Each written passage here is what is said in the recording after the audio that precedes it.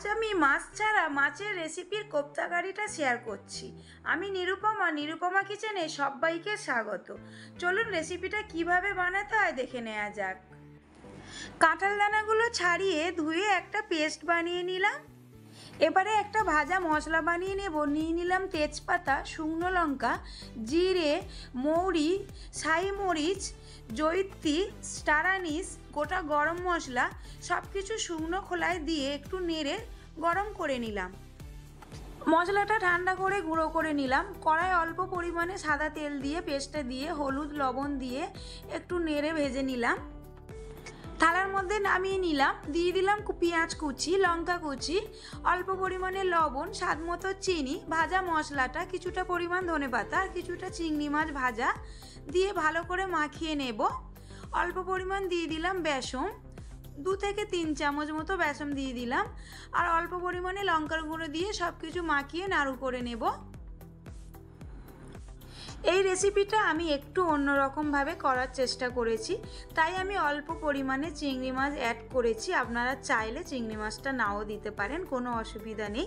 এর আগেও আমি কাঁঠাল দানা দিয়ে মাছ ছাড়া রুই মাছের রেসিপি শেয়ার করেছি, আমার পেজে ভিডিওটা দেয়া আছে, আপনারা চাইলে একবার ভিডিওটা দেখে নিতে পারেন। আপনাদেরকে কয়েকটা কথা বলার আছে আমার আজ। আপনারা সবাই ভিডিওগুলো দেখছেন কিন্তু কেউ কমেন্ট করছেন না, লাইক করছেন না, তাহলে কি আমার ভিডিওগুলো আপডেট দিতে ভালো লাগে বলুন? আপনারা কেমন ধরনের ভিডিও দেখতে চান সেটাও তো আমাকে কমেন্টের মাধ্যমে জানাতে পারেন।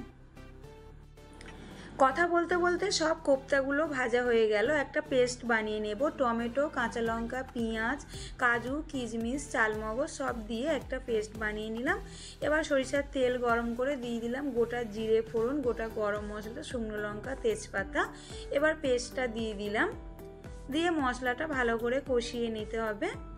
দিয়ে দিলাম পরিমাণ মতো, দিয়ে দিলাম হলুদ গুঁড়ো, কালারের জন্য দিয়ে দিলাম কাশ্মীরের লঙ্কার গুঁড়ো, আর অল্প পরিমাণে দিয়ে দিলাম লঙ্কার গুঁড়ো, 3টে কাঁচা লঙ্কা, স্বাদ মতো চিনি আর 2 চামচ টক দই দিয়ে দিলাম। দিয়ে সব কিছু ভালো করে কষিয়ে নিলাম।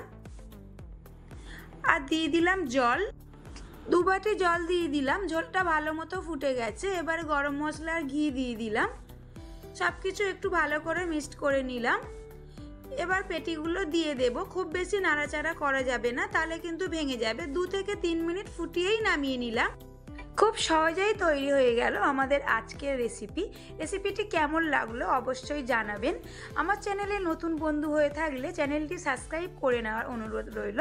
পাশে থাকা বেল আইকনটি অবশ্যই ক্লিক করে দেবেন, যাতে রান্নার নিত্য নতুন নোটিফিকেশান আপনাদের কাছে পৌঁছিয়ে যায়। ভালো থাকবেন, সুস্থ থাকবেন, ধন্যবাদ।